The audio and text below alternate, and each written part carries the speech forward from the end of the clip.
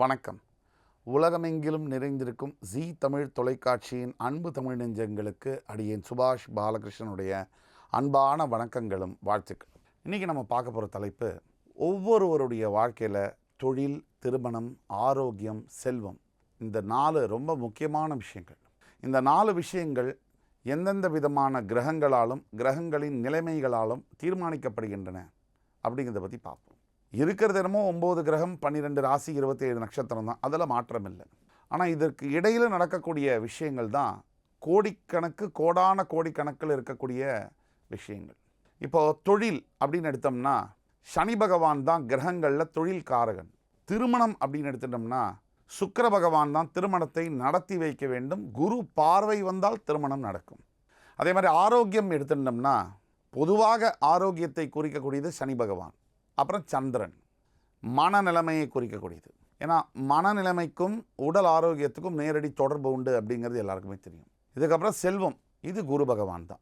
அப்போ குரு, சனி, சுக்கிரன், சந்திரன் இந்த கிரகங்கள் ரொம்ப முக்கிய பங்கு ஆற்றுகின்றன ஒவ்வொருவருடைய வாழ்க்கையிலும் அப்படின்னு நம்ம சொல்ல முடியும். அந்த வகையில் இந்த கிரகங்களை பற்றி தெரிஞ்சுக்கிட்டோம். கிரகத்துடைய நிலைமைகள் என்ன? இப்போது பொதுவாக இப்படி இருந்தால்தான் தொழில் நல்லாயிருக்கும், திருமணம் நல்லாயிருக்கும், அல்லது ஆரோக்கியம் நல்லாயிருக்கும் அப்படின்னு சொல்லிட முடியாது. ஜோதிட சாஸ்திரத்தில் இருக்கக்கூடியதில் லட்ச கோடிக்கணக்கான விஷயங்களில் ஓரளவுக்கு ஒரு குறி காட்ட முடியும். இதுதான் நிச்சயமாக சொல்ல முடியாது. அந்த வகையில் நம்ம ஒவ்வொருத்தருக்கும், நாம் எல்லாருக்குமே நல்ல தொழில் அமையணும் அப்படின்னா நம்முடைய பிறப்பு ஜாதகம் அப்படிங்கிற இடத்துல 10ஆம் இடம் அப்படின்னு சொல்லக்கூடிய ஜீவனஸ்தானத்தை கோச்சார குரு பயிற்சியின் மூலியமாக குரு பார்வை கோச்சாரத்திற்கு பட வேண்டும். ஒரு எடுத்துக்காட்டுக்கு, இப்போது ரிஷபத்திலிருந்து மிதுனத்திற்கு குரு வரப்போகிறார். இந்த குரு பகவானுடைய பார்வை கோச்சார பார்வை அப்படின்னா குருவுடைய 5, 7, 9ஆம் பார்வை. இதில் கடகராசிக்கு தன்னுடைய 9ஆம் வீட்டை குரு பார்த்தார்னா, அதாவது மீனராசியை பார்த்துட்டார்னா, இந்த நிலைமையில் அது இல்லை. நம்ம ஒரு உதாரணத்துக்கு எடுத்துக்கணும்னு சொன்னால், மிதுன ராசிக்கு 9ஆம் இடம் கும்பம், ரிஷபத்திற்கு அது 10ஆம் இடம். மிதுன ராசிக்கு பெயரவிருக்கின்ற குரு தன்னுடைய 9ஆம் பார்வையால் கும்பத்தை பார்க்கும்போது அது ரிஷபத்துக்கு 10ஆம் இடம், ஜீவனஸ்தானம்.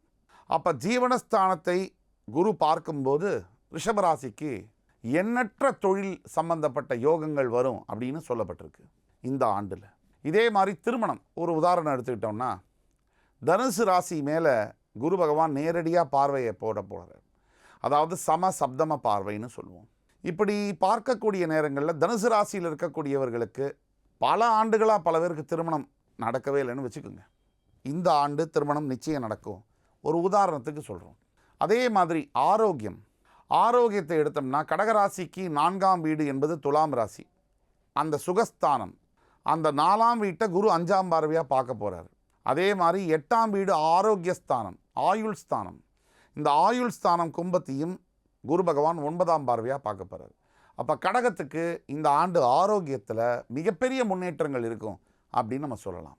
இது மட்டும் இல்லை, இன்னும் தனிப்பட்ட உங்களுடைய பிறப்பு ஜாதகத்தில் குரு நல்ல நிலைமையில் இருக்கும் பொழுது, உங்களுடைய லக்ன சுபராக குரு இருக்கும் பொழுதும் நாம் எல்லோருக்கும் சரி மிகப்பெரிய யோகங்கள், செல்வ செழிப்பு, பொருளாதார யோகங்கள் இதெல்லாம் கிடைக்கிறது என்பது உறுதி.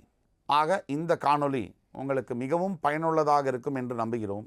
அடுத்து வரும் காணொளியில் வேறொரு நிகழ்ச்சியில் மறுபடி உங்கள் எல்லோரையும் சந்திக்கும் வரை உங்களிடமிருந்து விடைபெறுவது உங்கள் சுபாஷ் பாலகிருஷ்ணன். நன்றி, வணக்கம், வாழ்க வளமுடன்.